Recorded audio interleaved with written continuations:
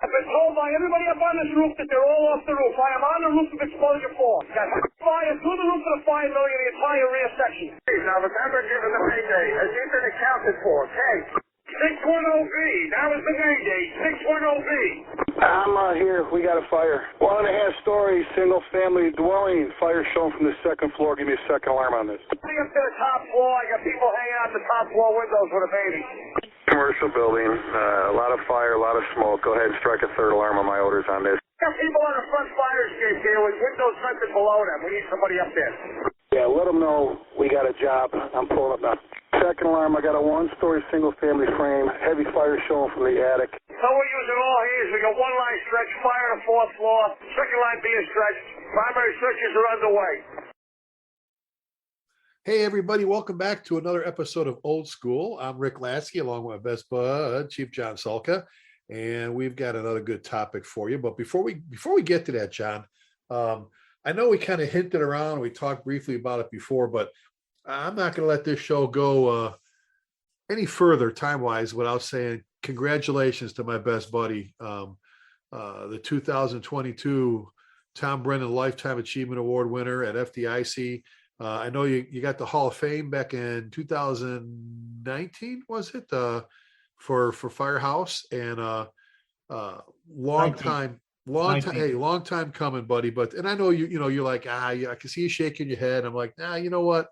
This needs to be mentioned. This is pretty cool, and you've earned it. You've we talk sometimes about the Chiefs out there with the 9-foot right arms, right? Because they're always reaching back, patting themselves on their own back, and look at me and all this stuff. And you're one of the most modest dudes I know. I always tell people, don't confuse confidence for cockiness. But I just want to, congratulations, long time coming, buddy. I sit there sometimes and think about all the lives that you've impacted. I get firefighters all the time going, man, I went through Chief Salka's class, and and life changing for a lot of people, just like it was for you and I. We talk about our mentors and the Chief Kennedys and the people that changed our lives forever. And so hats off to you. I know you don't want to talk about it. Well, I guess it's an indication that I'm getting close to the end of the road. But congratulations. So if anybody's going to FDIC this year in Indy, first of all, it's going to be a great conference. They're merging gems with it, and they're going to do I'm telling you, I know I'm kind of different in the way of I love EMS and I was a paramedic for a long time, but the GEMS games are like the Olympics. It's something pretty cool. I've had people that are really not into EMS go, they've watched that and they went, that's pretty freaking incredible. It's like they have to run a scenario, trauma. It's pretty cool to see some of the best teams in the country compete. It's like watching a guy do the combat challenge and set records with it. It's pretty cool. So hopefully we'll see it in Indy, John, and I'll be there the whole week. Stop and congratulate my buddy on his recognition, the Tom Brennan Lifetime Achievement Award. And hey, so we've been busy in Wichita West. I blamed, I was teasing Chief Fetzer and Ryan the other night saying, yeah, okay, you're running us ragged with all these calls, but we've been running just a ton of stuff already this year. And right now we're into a lot of pretty significant grass fires and things like that, brush fires. You guys responded mutual aid to, it was Washingtonville's fire, right, John? You had the other night. Yep. John, the other night. Actually, it was a standby. Started off as a standby, which the guys are always disappointed about. However, I always, mention, and so do they, that we often go on a mutual aid call to stand by somewhere, and then 15 minutes later, 10 minutes later, we get called to the scene because whatever the incident is that was going on is still developing.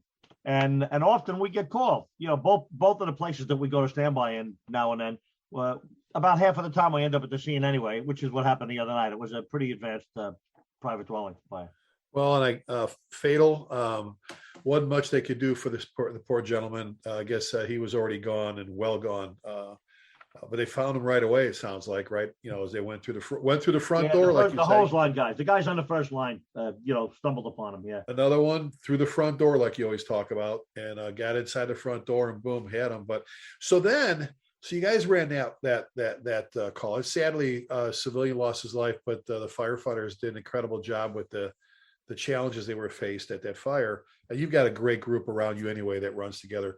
But then you guys ran, I kind of got, I guess that's where we need to go for the show. One of those surprise calls. We did one a while back called the routine house fire. And you and I both consider the word routine like a curse word, like it shouldn't even be said, especially in church. You shouldn't say routine. But I think sometimes, John, we get snookered. It's like they dispatch us to, you've got the 28-year-old male that, difficulty breathing or shorter breath. You go, okay, this guy's having an asthma attack. You pull up and there's a 28-year-old full arrest. And all of a sudden you're running for bags and things like that, because, that whole, sometimes we get lulled to sleep, or it's just a little complaint, or you just get plain out, flat out surprised.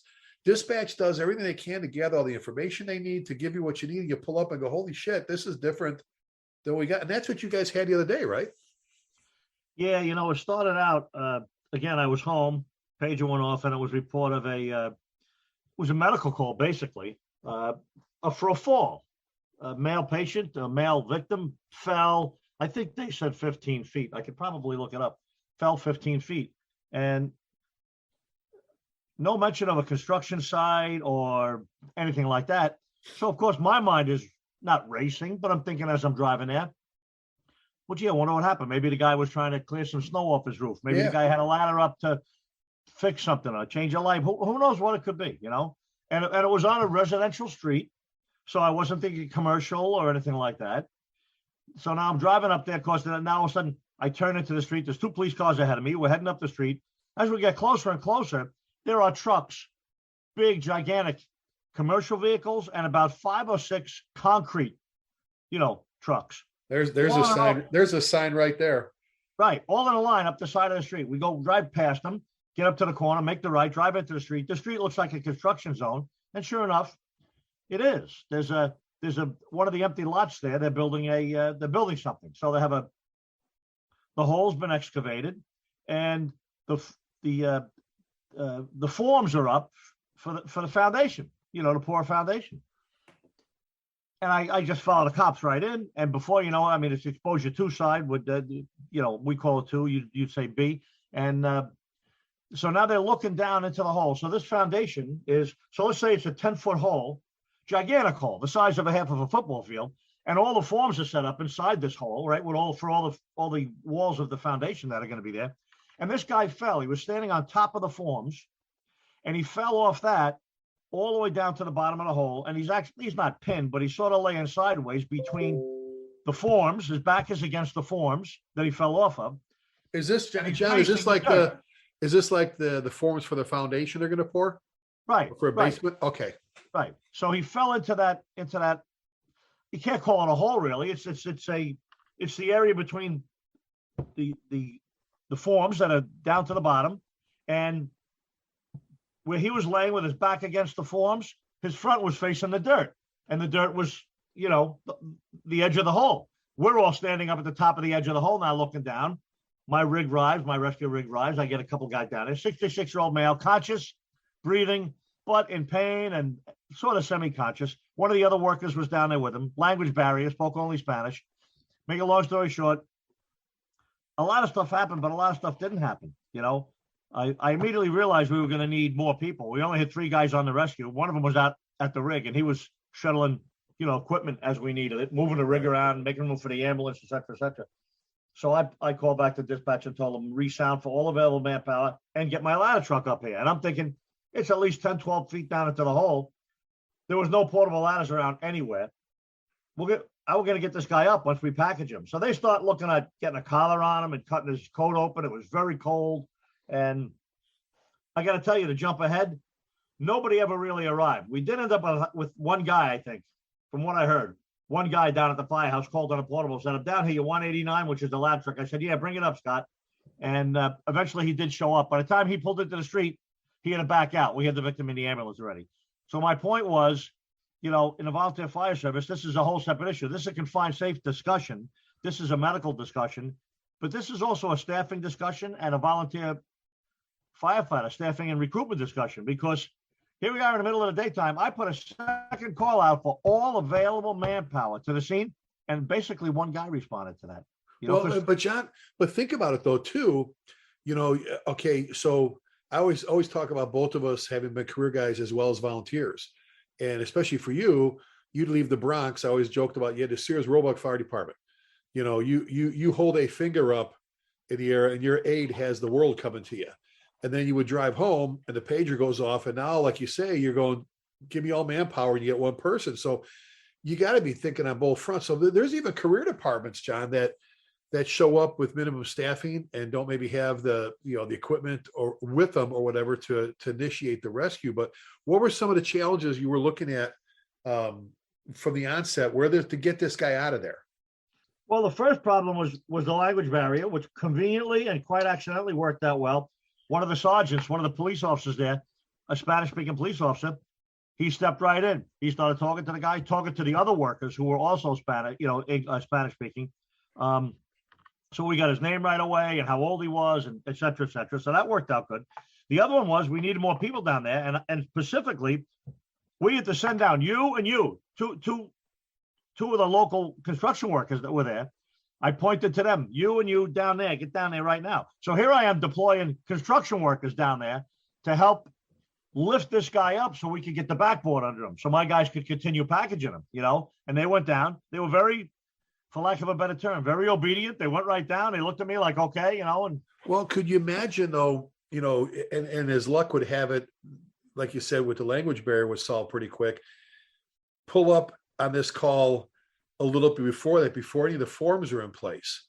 And now you've just got a trench, without any support to support anything else from, this guy fell. It's not like he got, the dirt caved in and collapsed on top. Right. It wasn't a dirt incident, but he was down there. Right. This could have been significantly different, where now it's not just how do we package him up and get him out of there, is how do we get him out of there to package him up even, to before we even get him out of the hole. So let me ask you this,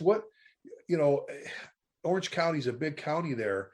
And some places have it, some don't, resources, John, around you. I know in Louisville, all we had to do, if they said trench collapse or confined space or whatever, that was the call. If dispatch didn't automatically do it, which there were certain criteria where they would do it automatically, but if they missed it, or new dispatcher, or maybe they didn't have the information and the battalion chief or the captain said, nah, automatically we do the shared resources, right? Instead of trying to be all things to all people, like Louisville was the dive team. They were the big dive team. You had one department did high angle. Another department a couple departments did hazmat. A couple did collapse. Well, Cop Health right next to us. Oh my God. Everything that you needed in the way of collapse, rescue, or confined space. And so we would get them rolling, John, even if we had to turn them around, but get them there. So they were, so we knew ahead of time. Talk about how important it is, especially as a chief in your area, but how important is it to know where the resources are at in the first place before the call even comes in? Right. That's very important. And you and I talk about this all the time. And it's the same issue. There's no difference at all, none, between confined space, hazmat, fire, or anything else, medical for that matter. You get a school bus accident with 21 children on it. All of those things that I just mentioned, you better be ready. And it's one of the things that I talked about. As a matter of fact, I just spoke at the Long Island Fire and EMS Expo the other day with New York State Chiefs ran it's the second conference that they started doing. And I spoke there the other day, and I put a new program together. And the program was the five issues, the five benchmark issues that chiefs have to deal with when operating in structural fires. And you know what the first one was? Assignment. What is your assignment? How many people are coming? Do you have enough people coming? Do you have enough rigs coming? Do you have the right rigs coming? You're the chief going to report of a building fire, and you recognize it as, holy cow, that's where all those multiple dwellings are. That's where those garden apartments are. And you realize it's 2:00 in the afternoon and only one engine called out. My engines call out, they say we got 2 and 2, which means we got 2 interior, 2 exterior, right? Or they might say engine 587 responding with 4, means I got 4 people on that rig, right? If I hear a single rig call out with 3 or 4 people on it, and I'm going to something that sounds like a fire, it's my responsibility. If I don't already have it set up for automatic response, it's my responsibility to get on the radio and say, Orange 911, South Plymouth Grove, call 1. Have me send it. Get me an engine from Salisbury Mills. Get me an engine from Marshville. Get me an engine from Monroe. All to the scene right now. Or transmit a second alarm, or however else it is you call for help. It doesn't matter. But the whole point is, in that class, just like the point we're talking about here, you're the responding chief, whether you're a career department going from station one, whether you're a volunteer and you're sitting home and you get a call, you hear something, your mind should be not racing, but you should be thinking, gee, what could I need here? And if you already have it set up that you have automatic response during the day from your 2 neighbor departments, you're like, you breathe a sigh of relief. Yeah. But if you don't have that already set up, you better think about calling somebody and getting there. What are you going to get there and realize, holy cow, I got to work in fire in a 3-story apartment house and I got 3 guys coming, right? So that's what I did there. I went right back onto the radio, said all available manpower and a ladder truck to the scene. As I said already a few minutes ago, unfortunately, it wasn't very effective because there was no available manpower. That's one of the unknowns in the volunteer fire service. You really don't know who's available at home and didn't come out with the first call, right? So we ended up calling a neighboring department and all those other things occurred. But it was quite an interesting call because there we are with this guy. Luckily, I did have 2 people, or I would have been one of the guys down there trying to put him on a backboard. You know, and my guys were great. Only 2 guys came off that rig. It was the captain and 1 firefighter, and they brought with them the stokes and they brought with some other equipment, a couple of hand tools, and so everything was laying right there as they needed stuff. We got it hand down. A local volunteer ambulance corps was there, so they were there and they were helpful. They had their work clothes on as well. They were helping hand the stokes down and helping hand the backboard down. They did not go down. There was not enough room for them to go down. There was a medic there. There was 2 or 3 EMTs, but there was really no room for him to be down there. The guy was conscious, so we packaged him and got him out of there. And then they took him and transported him. Well, we did a medevac. The helicopter had to come. I had to send another fire department over to set up a landing zone, nearby for a medevac. So it was quite a complicated one victim event. Well, comment about this, because we just talked about, you and I always hammer away at how important it is to have good automatic and mutual aid. Have it. We always talk about before that should be done like now for tomorrow. It should be already determined ahead of time. All your different resources.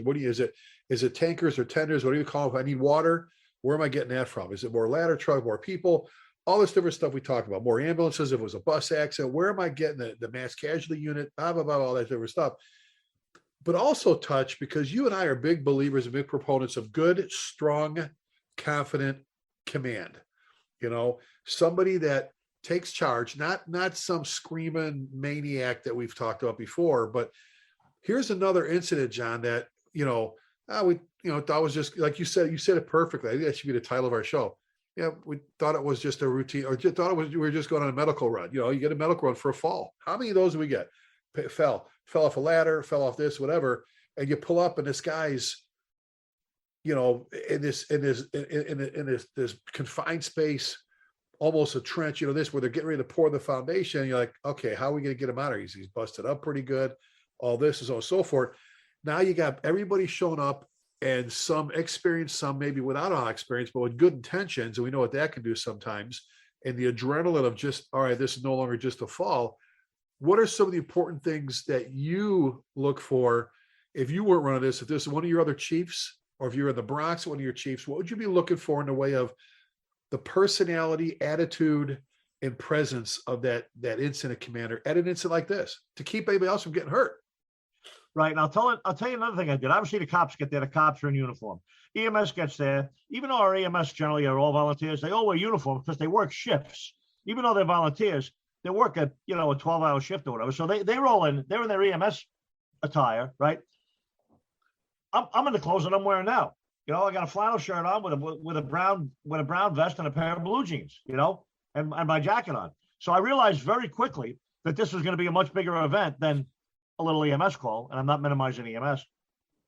I walked all the way back to my chief's car, and I got dressed, put the white helmet on and the coat, got my flashlight, and I walked back. For a minute or two, I wasn't at the scene, but it worked out well. And now, as everybody started rolling in, more people and more officials and everybody else, it helped me do my job a little bit better, just having that command presence, being dressed properly, being identified as the incident commander. There was no room there for flags or command posts or boards or anything like that. But everything worked out really well. And I'll tell you, for most of the incident, obviously the paramedic was talking to the 2 guys that were down there with the victim. For most of the incident, I was the only guy talking. I was like, okay, you stand over here, you go over there. And I was from the top I was still up at the top. I was at the, up on the dirt looking down. And even my guys, I said, Mr. Barlow, I said, as soon as that victim's in the Stokes, because They packaged them onto the backboard first, and then they had to lift him up. There was no room next to him for the Stokes. They had to lift him up and move him in the direction of his legs, all the way down to put him in the Stokes. The Stokes was on the ground at his feet. So as soon as they put him into the basket, I told my firefighter who was there, and there were 2 construction workers helping him. I said, as soon as you're done, step out of the way. And I had two of the ambulance people that were up on the dirt with me. I said, go get a big long board. Oh, this one? I said, no, twice as long as that. Luckily, it was a construction site, and they found like a 12 or a 15-foot 2x6. We slid it right down into the hole. The truck never showed up with ladders. We slid it right down into the hole, and we put the end of that board right at the head of the Stokes basket. Somebody else threw me a rope. I threw the end down there. They quickly tied a rope onto it. And what we did was with all the EMS people up at the top, we all pulled and we slid that Stokes right up that 2x6 from the ground all the way up to the top edge of the dirt. And boom, we lifted him up and off, and he was gone. You know what I'm saying? So it worked out really well, and everybody was doing double duty. The EMTs were helping lift and pull, and the construction guys were helping do stuff down in the hole. And it was an all hands operation. You know what I'm saying? Well, and, this is where you have to be, like you said, thinking on your feet. You know, if you're tunnel, God, no pun intended. If your tunnel vision is, you're just looking down there and kind of overwhelmed or waiting for this, waiting for that, not thinking, how am I going to get him out of here? What are my options for getting him out of here? I can't land a helicopter here, you know, and hoist him up with that. You know, what do I got to do? And if you're not aware, like you said, your surroundings, hey, I'm at a construction site. So somebody here doesn't have, like you said, a long 2x6, 2x12, or whatever, you know what I'm saying? Somebody doesn't have this. Sometimes I think some of the incident commanders they're a bit overwhelmed, and they lose their sense of situational awareness of what's going on around them, which brings me to what I was going to say. Not only just looking for that, which was key to getting him out of the hole, is, you know, we talked about this before, getting this set up ahead of time to have other chiefs come in. So if you get a second boss there, the first thing to say is, Rick, you know what? You know what I need right now? I need safety. I need someone just make sure we don't need anybody else hurt from this point. Look, I can take one of my guys off my rescue, make him like the rescue guy. I can take another one and do this. I have EMS already here. We just watch us. And you know what? Look, I got to go back and get a battery. I change my battery, my portable, on my car, whatever. Whatever it is. But I'm just saying, having somebody there that's doing nothing more, and somebody who's not afraid, because you and I have watched videos. We've seen pictures of firefighters killed in wall collapses at fires with the damn safety officer and chief with their white helmets standing there watching, instead of somebody saying, get out of there. And this isn't about, we've said it's about making friends. It's about having someone there that's willing to say, hey, back up. Look at the spoil pile. Look where you're standing. I said those exact words a couple of times yesterday. I said those exact words, and everybody was very receptive. Nobody was, pissed off or bent or gave me a look. And as a matter of fact, you just reminded me, another thing that happened was the chief of Washingtonville, who I had happened to see the night before at that fire, right? He shows up at the scene. I saw him roll up in his car. I hadn't called anybody else, but he rolled up in his car and he came in. Now, it turns out he is also, his career is, he's the chief medic of the ambulance corps, right? Okay. So he comes walking up. He hears the incident unfolding. And he said, how you doing, John? He said, I'm not working. I'm not here as a medic, but I heard what was going on and blah, blah, blah, blah. We talked real quickly. He said, listen, they're calling for a medevac. If you want, get on the radio and send Washingtonville. I'll go down and I'll do the landing zone for you. I said, oh, great. Thank you, Brian. So that's exactly what I did. I got on the radio, said, have Washingtonville set up the landing zone at the selected location, 10-4. So they got dispatched down to do that. And they had a nice crew, 4 or 5 or 6 guys and an engine down there when I got down there. And so that was nice too. That was he sort of reached out on his own and showed up at the scene and offered a little bit of help, which was very good. And those are those relationships that we talk about that are established through the Chiefs meetings, over a pizza, over a cup of coffee of, hey, John, you know what? We're going to be a little light this weekend. Tommy's going out of town with his family. It's just me. If you hear anything, even if you're not dispatched, can you kind of start rolling our way? Because I'm going to be light on bosses and that kind of stuff. And it's not so funny because it wasn't 12 hours earlier. I was standing in front of a burning house with this guy and we were talking about this and about that. Then we took up, we left. And here we are 12 hours later, he's coming to my scene now and helping me do something else. It was just very nice, Oh, exactly. Now, and the other thing too with this, I just mentioned like having a good, strong incident commander, good, firm incident commander, and having somebody in safety really just, just making sure we don't overextend or do something. I think some of the things we see with this, John, you and I have said this before, at any incident, when companies or firefighters or officers go off task, how many times we said, if you're the search team, your job is to do what? Search. If you're the roof team, you're the roof. If you're the line, you're the line. Stop trying to grab this, do this. But so when we go off task, unless you come back and say, Chief Salka, already done. Good. Mission accomplished. All right, Rick, I need you to go do this now. Staying on task, some people call it freelancing sometimes, but staying on whatever task you were given until it's finished or whatever, instead of, well, now I'm gonna jump here, jump there, because the overachievers, sometimes the guys, the overhelpers that just want to do everything, have a hard time focusing on. And you know what? Most of those problems get solved by communication. So you have these overachievers or these guys that are really into it, which is great. They get something done. Instead of jumping onto something else, what I always tell them is, I want to hear that it's done. And if you have a suggestion, please come to me with it. Like, okay, Chief, we took care of that. We got those 12-foot 2x4s. We put them in a hole. Anything else? Or if you want, I did think I saw some ladders down there. I'll try. So make a suggestion. Say, did you get anybody up to the roof yet? How about the rear? Is the rear been checked yet? Or, hey, you want a dry line here as a second line or a third line? Sometimes they do suggest something that I'm like, hey, you know what? Good idea, Tommy. Do that. So I like the idea of people thinking on their feet and coming up with new ideas. Just don't self-deploy. Right. Either come to me or call me on the radio and say, hey, Chief, how about a portable ladder? We got 2 around the rear here. You want one in the front? Absolutely. Bring it around. Thank you. Good. And that's what you want, thinking firefighters. You want guys and gals that are doing that. But like you say, I think being disciplined, like we talk about the RIT team even. The RIT team and the RIT team officer needs to be disciplined and focused on rapid intervention. That needs to be their deal. When you get these high risk, this is extremely high risk, very low frequency. When's the last time you had a confined space trench rescue call? You know what I'm saying?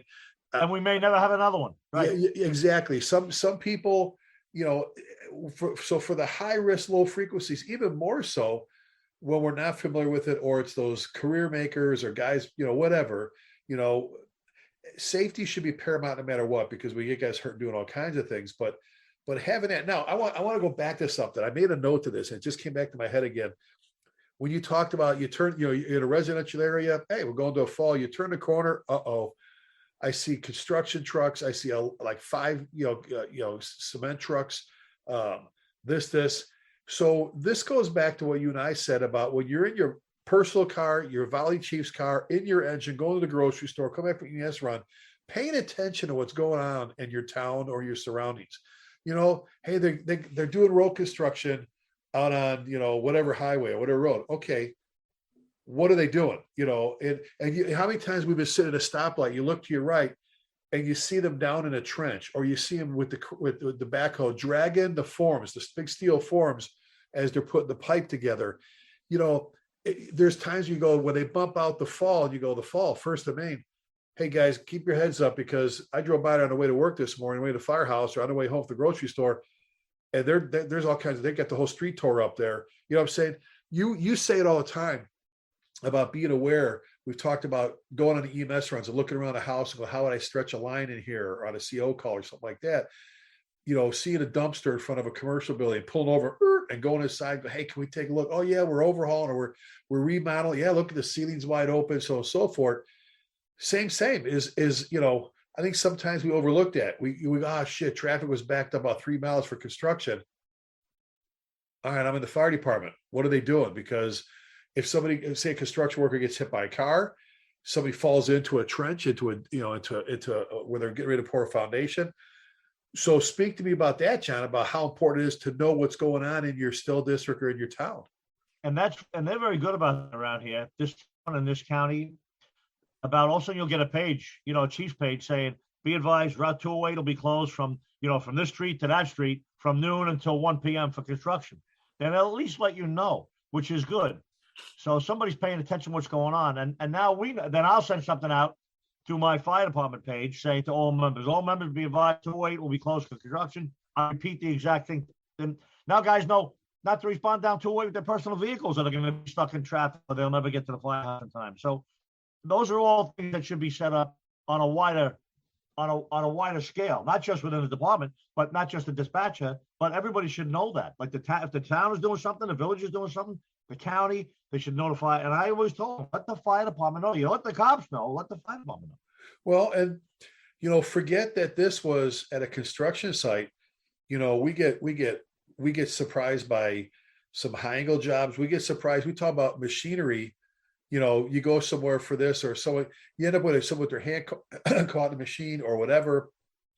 I'm surprised how many departments don't carry. We used to have Granger as one of our sponsors at Fire Engineering. We used to talk about, was it 8,000 pages of information, whatever stuff. The lockout tagout kits are so inexpensive. A simple little toolkit that you carry. First of all, know what you have in your district, but OSHA requires it and factory people do, yet we have fire trucks, rescues that pull up, don't have one. They pull up, they got something energized, whether hydraulically, electric or whatever. And they don't have the means, everybody has the means to turn it off, but they don't have the means to lock it out and tag it. So nobody else can come turn it on when you're in there, making a rescue or whatever. Simple kit. So for our viewers, ask yourself, ask your people, ask your bosses, what do we have? If you have one, God bless. If you don't have a lockout tagout kit, there's tons of versions out there. They're pretty cheap and it can save one of your people's lives. But same goes for an MVA, John. You get a car off, especially by you, off in a ravine. You're looking at snow, just like now, it's freezing cold snow. And you get a guy down there and he's like, we got to get these two people out of here. One's got a, possible C-spine injury. There's no planks of wood, so okay, now we're talking a Stokes basket again, we're talking ropes, we're talking again, what means do you have? We see some guys are pretty creative with their tower ladders, their buckets and ladders, with making rescues over a bridge with a river, things like that. But I think sometimes something as simple as a car off an embankment down pretty far into a wooded area, raining, cold, or just normal. We get that all the time. We get that all the time. Yeah. So what do you, again, I think it goes back to knowing what you have available in your own department, your own equipment, your own people. What are you doing in-house for training? What are you doing outside for training? When we ordered and equipped our rescue, our winch is removable. So we can put the winch in the front. We can put the winch on the side of the rig, on the side of the rescue rig. We can attach it and the rescue rig can be parked this way. And we can put the cable down the ravine and pull a car up sideways, or a person, or whatever, And we knew that. That's why we ordered that. Feature. And just like you've got that, as many times we go places and we say, okay, your cross lines, your pre-connects, there's 200 feet of inch 3/4. What kind of nozzle? Okay, what does it flow? And people don't know what flow the other nozzles. How many people know how to use all that stuff? How to use the equipment you have? Not everybody has a dedicated rescue company sometimes. So how do you know, And what are the limits? Can we use our winch? Can we use our winch on this vehicle? Oh, I don't know. That's a pretty big truck. Yeah, it is a pretty big truck. And you have to know what the limit is. 1,000 pounds, 2,000, 12,000. Yeah, any car that you see, you can pull up, right? But suddenly, everybody doesn't know that because they never had a winch in their hand. They never owned a truck. These young kids, they got little cars. They never had a truck or a winch or nothing like that, And let me ask you this. So South Blooming Grove, your great Valley department. I love your guys. Always talk about great. The more I get to meet them, the more I love your guys. Anyway, that being said, so tonight you've got drill, let's say. Tomorrow night's the drill for you. And guess what, guys? We're going to do ropes and knots. And they all, and like, I know our place, like, oh, geez, ropes and knots. Now you're throwing the end of a rope down into a hole, saying tied off around, all of a sudden now knowing your simple knots becomes a pretty big deal. I was thinking that when I threw that guy that knot, when I threw that fireman that rope, I said, tie a quick knot on there. Let's get him out of there. And his back was facing me, so he was working in front of him. I couldn't see his hands. It was a big old manila rope he was tying, but again, not our rescue rope that we're used to, right?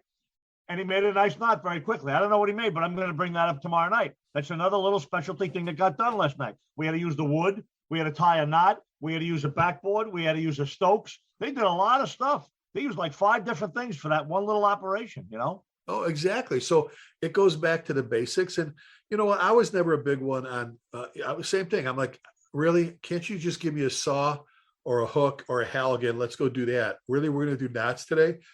Well, maybe we don't have to do every single knot on the knot chart. How about we do the ones we're going to use the most? And some of those are actually fairly easy to tie. Bowlings and things are handcuff knot is easy, and the bowling is very easy too. Both of those are real easy knots. Clove, if you're holding tools up and down, up from a roof or whatever, or to a position, there's probably I'd be exaggerated if I say there's 5 knots that you really should know backwards and forwards. It's probably not even that many, I'm saying, for what we need to accomplish. And so, you know what? Don't be overwhelmed, guys, when the chief says, or the trainer says, hey, we're going to do knots. Go, oh, God, we have to do those 25 knots that are on the board we have on the wall. That's why they don't know because there's 25 of them. Right? Maybe for training, we focus on one knot. And everything that knot, let's do just one knot tonight. And let's tie. Okay, guys, now let me show you how many different places you can use it. Let's talk about all the different uses for that one knot, right? And now, we've got this knot down tying wise, and we know all the different uses for it. And we get up there. I remember being on a roof in Bedford Park, and they threw me a rope and told me to tie, and I went, and I don't know how I did it till this day, John. I tied it perfectly. They said, because one of the guys he goes, here, Ricky. And I went, boof, boof, boof.